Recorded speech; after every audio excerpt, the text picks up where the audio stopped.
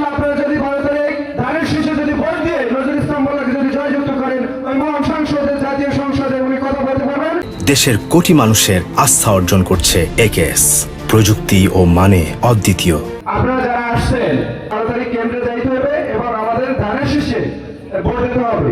বিশেষ করে আরেকটি কথা বলতে চাই, এখানে আমার ডান পাশে বাবুরা আছে, আপনারা জানেন 31 দফার মধ্যে অন্যতম দফা হচ্ছে তারেক রহমানের ফ্যামিলি কার্ড। এই ফ্যামিলি কার্ডটার সুযোগ সুবিধা আমাদের পুরুষরা পাবে না, মা বোনরা পাবে।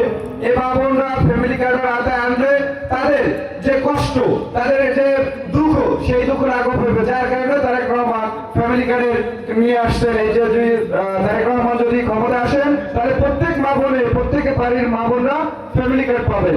বিশেষ করে আমাদের প্রান্তিক অঞ্চলের মানুষ, কৃষি নির্ভর দেশ না বাংলাদেশ, আপনারা সবাই তো কৃষি নির্ভর, কৃষি নির্ভর না?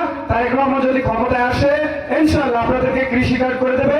এই কৃষি কার্ডের আওতায় যত কৃষি সার, ঔষধ থেকে কীটনাশক থেকে শুরু করে সকল সুযোগ সুবিধা আপনাদেরকে থাকবে। ইনশাআল্লাহ আপনারা 12 তারিখ সবাই কেন্দ্রে যাবেন না? প্রত্যেকে ধানের শীষে ভোট দেবেন না?